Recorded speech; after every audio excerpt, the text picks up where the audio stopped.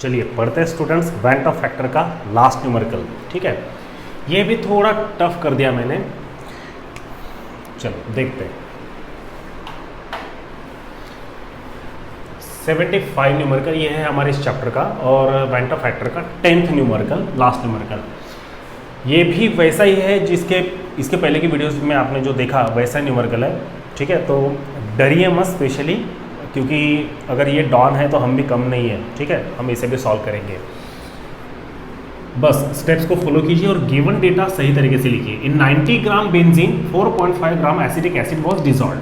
इसका मतलब जो वैल्यू दिया आपको सबसे पहले वाली वो है वेट, और वो है सॉल्वेंट का वेट। तो यहाँ पर मैं लिखता हूँ weight of pure solvent, that is benzene, या फिर C6H6 भी लिख सकते हैं आप। ठीक है, डिनोट करेंगे हम इसे WA से, और ये दिया है आपको 90 ग्राम। इसे मैं कन्वर्ट कर लेता हूँ तो ये हो जाएगा 0.09 किलोग्राम। ठीक है, अब आपको सोल्यूट का भी वेट दिया है, तो यहाँ लिखता हूँ मैं weight of solute, and that is acetic acid. हम इसे डिनोट करेंगे WB से, और वो दिया है 4.5 gram. Fine. The depression in the freezing point. ठीक है, तो आपको डिप्रेशन इन फ्रीजिंग पॉइंट दिया है। मैं यहाँ लिखता हूँ depression in freezing point. Denote करेंगे हम इसे डेल्टा TF, और याद रहे इसके पहले भी मैं आपको बता चुका हूँ, जो वैल्यू आपको दी जाती है वो होती है ऑब्जर्व, जो आप कैलकुलेट करते हैं वो है थियोरेटिकल। ठीक है, तो डेल्टा TF ऑब्जर्व जो है वो आपको दिया है, और वो है 2.253 केल्विन। ठीक है, now if molar depression constant for benzene, ठीक है, ये भी दिया है मोलर डिप्रेशन कांस्टेंट। डिनोट हम करते हैं KF से, वो बेंजीन के लिए है 5.1 केल्विन kg मोल इनवर्स। इसके पहले की वीडियो में ये वैल्यू अलग थी, 4.9 थी, चलता है। नाउ यहाँ पे मैंने सिर्फ एक वैल्यू ऐड कर ली है, determine formula of acetic acid. इसके पहले हमने जो बेंजोइक एसिड का पढ़ा उसमें फार्मूला कैलकुलेट नहीं करना था, यहाँ पे ये वैल्यू मैंने एक्स्ट्रा की दे दी है जो आपको कैलकुलेट करना है, that is formula of acetic acid. हम इसे डिनोट करेंगे N से। ठीक है, उसके बाद में वेंट ऑफ फैक्टर, ये तो ऑब्वियसली आपको कैलकुलेट करना ही होगा, अगर ये नहीं भी पूछा तो भी। वेंट ऑफ फैक्टर डिनोट करेंगे I से। वेंट ऑफ फैक्टर इसलिए कैलकुलेट करना है क्योंकि आपको परसेंटेज ऑफ एसोसिएशन कैलकुलेट करना है। ठीक है, तो परसेंटेज एसोसिएशन ये फाइंड आउट करना है। ठीक है, अब सारा डिटेल हमने लिख लिया है। अब आपको क्या करना है ना, डेल्टा TF ऑब्जर्व दिया है, वेंट ऑफ फैक्टर अगर आपको कैलकुलेट करना है तो डेल्टा TF थियोरेटिकल ये आपको फाइंड आउट करना होगा। ठीक है, तो मैं यहाँ पर लिखता हूँ depression in freezing point is given as. ठीक है, क्या आएगा students, delta TF theoretical equals to KF into, अब मोलरिटी लिखने की जरूरत नहीं है, हम लिखेंगे हम WB divided by MB into WA in kg। ठीक है, नाउ KF का वैल्यू कितना है, यह है 5.1 इंटू WB कितना है, यह 4.5 डिवाइडेड बाय मोलर मास, ये नहीं लिखा हमने। ठीक है, तो ये वैल्यू ना आप लिख लीजिएगा। ठीक है, यहाँ पे 7/8 वाला point, molar mass acetic acid का कितना होता है 60 ग्राम। लिखोगे या लिख दूं मैं, इतना तो भरोसा कर सकता हूँ ना, आपको लिखना पड़ेगा। ठीक है, 60 into weight of solvent, weight of solvent कितना है, ये 0.09। ठीक है, डिजिट्स को शिफ्ट कर लेते हैं, ये हो जाएगा 51 इंटू 45 डिवाइडेड बाय, ये रहेगा 60 इंटू, ये हो जाएगा 9, ये हो जाएगा 10⁻², और ये हो जाएगा 9 इंटू 10⁻²। ठीक है, देन अब यहाँ पे ये जैसे कि वैसे रखा मैंने 51 into 45 divided by 60 into 90, 60 into 9 sorry, ठीक है 60 इंटू 9। ये जो 10⁻² है ये तो वैसे भी कैंसिल हो गया। अब क्या करेंगे, ये होता है 9 5 ज़ा 45 डिवाइडेड बाय 60, ठीक है। अब ये होता है 51 डिवाइडेड बाय 12, है ना, 12 5 ज़ा 60। तो आपके पास में डेल्टा TF का वैल्यू अब आने ही वाला है। अब लॉग कैलकुलेशन की ज़रूरत तो नहीं है आपको, आप डायरेक्ट डेल्टा TF का वैल्यू एक टेबल से कर सकते हैं। कितना होगा, 4.25 आएगा, है ना, ये केल्विन। इतने छोटे से के लिए लॉग कैलकुलेशन की ज़रूरत तो नहीं है, आप करना चाहो तो कर सकते हो, बट मुझे नहीं लगा इसलिए मैंने डायरेक्ट कैलकुलेशन किया। तो ये जो डेल्टा TF आपके पास में आ गया ये है थ्योरेटिकल, है ना। अब हम वेंट ऑफ फैक्टर कैलकुलेट करते हैं। तो van't Hoff factor is given as, क्या है formula students, I equals to delta TF observe divided by delta TF theoretical, ठीक है। डेल्टा TF ऑब्जर्व कितना है वैल्यू आपके पास में 2.253, तो ये है 2.253 डिवाइडेड बाय थ्योरेटिकल वैल्यू आया 4.25। अब इसका लॉग कैलकुलेशन करना पड़ेगा। तो 2.253 का लॉग आता है 0.3527, उसमें से 4.25 को हम ना सब्सट्रैक्ट करते हैं, तो सब्सट्रैक्शन का आंसर आता है 51.7244 और फाइनल आंसर आता है 0.53। ये आ गया आपका वेंट ऑफ फैक्टर, ठीक है।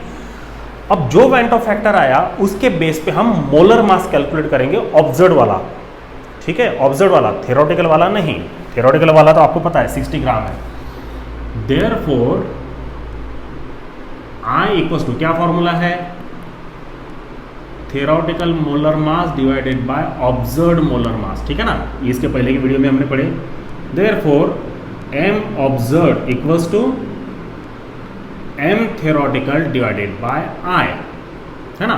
चलो वैल्यू पुट कीजिए, थ्योरेटिकल कितना है 60 डिवाइडेड बाय ये है 0.53, ठीक है। अब 0.53 के 2 डिजिट्स में ऊपर में शिफ्ट कर दूंगा तो ये हो जाएगा 6000 डिवाइडेड बाय 53।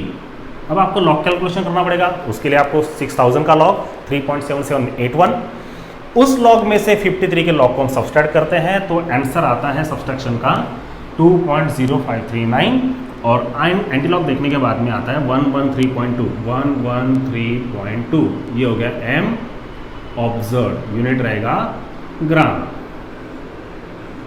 ठीक है स्टूडेंट्स। तो ये हो गया आपका वेंट ऑफ फैक्टर, वो हो गया आपका मोलर मास ऑब्जर्व, ठीक है। अब आपको फॉर्मूला डिटरमाइन करना है, तो जो फॉर्मूला रहेगा उसके लिए दूसरा फॉर्मूला है, यानी एसिटिक एसिड क्या रहेगा डायमराइजेशन होने के बाद में उसका क्या फॉर्मूला आएगा, ये फाइंड आउट करने के लिए हमें दूसरा फॉर्मूला लगाना पड़ेगा। तो आप इसे नोट डाउन कर लीजिए, इसके बाद में मैं इसे मिटा दूंगा, उसके बाद में हम लिखेंगे, ठीक है। आप नोट डाउन कर लीजिए, ठीक है। अब मैं ये गिवन डेटा यहाँ पे मिटा देता हूँ और कुछ ज़रूरत पड़ी तो फिर हम देख लेंगे। चलिए, उसके बाद मोलर मास तो आ गया, तो अब हम देयरफॉर अब हम फॉर्मूला कैलकुलेट करते हैं। तो formula of acetic acid in benzene is, n से डिनोट करते हैं, और फॉर्मूला क्या होता है उसका, M observe divided by M theoretical, ठीक है। अब ऑब्जर्व मोलर मास कितना आया आपका 113.2 डिवाइडेड बाय थ्योरेटिकल कितना आया 60, ठीक है। लॉग कैलकुलेशन की ज़रूरत तो नहीं है, बट देखते हैं, अगर नहीं ज़रूरत तो नहीं है। ये आता है 1.88, आप अगर डिवाइड करते भी है तो 1.88 आता है, तो इसे अप्रोक्सीमेटली इक्वल्स टू हम 2 कंसिडर कर ही सकते हैं, ठीक है। अब यहाँ पे n का वैल्यू 2 आया, इसका मतलब क्या, as the value of n is equal to 2, so formula for acetic acid in benzene will be or can be written as CH3COOH 2 times, ठीक है, and in equilibrium it can be represented as, कैसे लिखेंगे वो हमें उधर लिखना पड़ेगा, ठीक है। तो इसे रिप्रेजेंट कैसे किया जाएगा, तो मैं यहीं पे लिखता हूँ। इसे रिप्रेजेंट किया जाएगा CH3COOH, ये 2 टाइम्स लिया होगा, और इसका इक्विलिब्रियम कंडीशन में डाइमराइजेशन होके ये बन गया होगा CH3COOH 2 टाइम्स, ठीक है। तो ये हो जाएगा 1 माइनस अल्फा, ये हो जाएगा alpha divided by 2। Therefore Van't Hoff factor is given as, क्या आएगा formula, I equals to 1 minus alpha plus alpha divided by 2 equals to, आप इसे नोट डाउन कर लीजिए, वीडियो को पॉज कीजिए, आप इसे नोट डाउन कर लीजिए, मैं इसे मिटाने वाला हूँ, ठीक है। तो आपने लिख लिया होगा, मैं इसे मिटा दिया। अब आगे के स्टेप सॉल्व करते हैं। ये हो जाएगा, अब ये बताने की जरूरत नहीं आपको, 1 minus twice alpha plus alpha divided by 2, ये हो जाएगा 1 minus alpha by 2 and that is equals to i. अब क्या होगा, alpha divided by 2 equals to 1 minus i, और 1 माइनस आई का वैल्यू आया कहाँ पे, ये है 0.53, तो 1 माइनस 0.53 करती है कितना आएगा, 0.47 आएगा, ये हो जाएगा अल्फा डिवाइडेड बाय 2, और अल्फा इक्वल्स टू 0.47 इंटू 2, तो 7 टू ज़ा 14 कैरी 1, 4 टू ज़ा 8 प्लस 1 9, तो ये हो जाएगा 0.94, ठीक है, ये आ गया अल्फा। अब बस लास्ट स्टेप रह गई है, उसे कहते हैं हम परसेंटेज एसोसिएशन हुआ था, ठीक है, डिसोसिएशन नहीं लिखना, percentage association equals to alpha into 100 that is equals to 0.94 into 100 that is equals to 94%। तो ये है आपका परसेंटेज एसोसिएशन, ओके गाइस। तो ये है आपका फाइनल आंसर और ये है आपका लास्ट वीडियो। इस वीडियो को पॉज कर लीजिए, उसे राइट डाउन कीजिए, पूरा नोट डाउन कीजिए, ये पूरा लिख लीजिए, उसके बाद में हर स्टेप्स को जानने की कोशिश कीजिए। इस न्यूमेरिकल में या फिर और कोई भी न्यूमेरिकल में, इसी चैप्टर के नहीं और कहीं पे भी अगर आपको न्यूमेरिकल्स में तकलीफ होती है तो मुझे ज़रूर कमेंट बॉक्स में लिख कर भेजिए। अब आप पहले इसे नोट डाउन कर लीजिए, ठीक है। तो आपने इसे नोट डाउन कर लिया होगा और मुझे नहीं लगता कि अभी आपको went Hoff factor, degree of association और डिग्री ऑफ डिसोसिएशन में कोई दिक्कत जाएगी, ठीक है। इसके बावजूद भी अगर आपको प्रॉब्लम आता है तो आप मुझे कमेंट बॉक्स में लिख कर भेजिए कि आपको कौन सी न्यूमेरिकल में प्रॉब्लम है, मैं उसको ज़रूर सोल्यूशन दूंगा। मैंने मेल आईडी भी दिया है और मेरा व्हाट्सअप नंबर भी है, तो आप मुझे डायरेक्ट व्हाट्सएप पे भी मैसेज कर सकते हैं कि सर मुझे ये न्यूमेरिकल नहीं आ रहा है, मैं उसको रिटर्न में आपको लिख कर भेज दूंगा, स्क्रीनशॉट या फिर फ़ोटो निकाल के आपको भेज दूंगा, ठीक है। दूसरी इंपॉर्टेंट बात कि मैं इसके खिलाफ होता हूँ ये बोलने के कि मेरे चैनल को सब्सक्राइब करें, लाइक करें, शेयर करें, बट मुझे मेरे कई कॉलीग लोगों ने बोला है कि आप ये ज़रूर बोलें, क्योंकि होता क्या है ना कि जब तक आप सब्सक्राइब नहीं करते हैं, जब तक आपको पता नहीं चलता कि इस टाइप के भी न्यूमेरिकल पढ़ाने वाले कोई टीचर है, तब तक ये वो वीडियो उन लोगों तक नहीं पहुंचता जिनको सच में इस न्यूमेरिकल्स की या फिर ऐसे टीचिंग की ज़रूरत है, ठीक है। तो उन तक पहुंचने के लिए आपको शेयर ज़रूर करना पड़ेगा, क्योंकि भले ही आप पैसे वाले हो, शायद कुछ लोग नहीं हैं, कुछ लोग खेड़े गाँव के हैं तो उनके पास में पैसा नहीं है, तो उन तक वीडियो कैसे पहुंचेगा वो तो अभी इतने सारे लोग हैं, यहाँ पे इतने सारे यूट्यूबर्स हैं, इतने सारे ट्यूटर्स, एजुकेटर्स हैं, तो बेस्ट एजुकेटर जो होता है वो उन तक पहुँचे और उनके कंसेप्ट्स को क्लियर करके दे, न्यूमेरिकल को आसान तरीके से पढ़ाए। इसके लिए आपको ये वीडियो को शेयर ज़रूर करना पड़ेगा, ठीक है। तो ज़बरदस्ती तो नहीं है और मैं इसके खिलाफ होता हूँ, बट उन स्टूडेंट्स के लिए मुझे बोलना है, पहला। दूसरा, मैंने जब लास्ट टाइम मैंने अपना मैसेंजर चेक किया था व्हाट्सएप पे, तो मुझे कुछ 2-3 स्टूडेंट के मैसेज ऐसे आए थे, वो यानी आंखों से देख नहीं सकते थे, but still they are educating themselves. तो वो खुद को फिर से तराश रहे हैं और मंजिल हासिल करने की कोशिश कर रहे हैं। तो ऐसे स्टूडेंट देख नहीं सकते, तो उन्होंने मुझे मैसेज किया था, यानी दूसरे के हाथ से लिख कर भेजा होगा कि आपका टीचिंग अच्छा है और आप जो स्टेप्स बताते हैं हम वो सुनते हैं और उसके बाद में उस हिसाब से हम उसको पढ़ते हैं। वो कैसे पढ़ते वो तो वो जाने, बट ऐसे स्टूडेंट्स के लिए भी आपको ये सब करना पड़ेगा, ठीक है। तो इसलिए मुझे वो बोलना पड़ेगा कि आप मेरे वीडियो को देखिए, लाइक कीजिए, इस चैनल को सब्सक्राइब कीजिए और ज़्यादा से ज़्यादा शेयर कीजिए आपके उन दोस्तों के लिए जिनको सच में ज़रूरत है। भले ही आप देखें या ना देखें और उनको कुछ तकलीफ़ होती है तो आप, मेरा नंबर डिस्क्रिप्शन बॉक्स में दिया ही है, तो आप उनको डायरेक्ट वो नंबर भी फॉरवर्ड कर सकते हैं। वो मुझे जब चाहे तब वो मैसेज कॉल कर सकते हैं।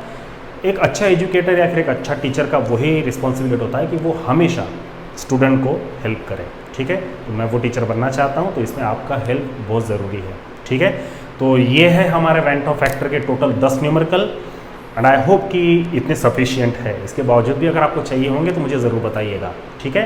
तो मिलते हैं स्टूडेंट्स इसके बाद के वीडियोस में, जिसमें हम हेनरीज लॉ के न्यूमेरिकल पढ़ेंगे इसी चैप्टर के, जो हमारा इस चैप्टर का लास्ट टॉपिक रहेगा। उसके बाद में numerical and theoretical portion as well, ये दोनों फिनिश हो जाएंगे, राइट।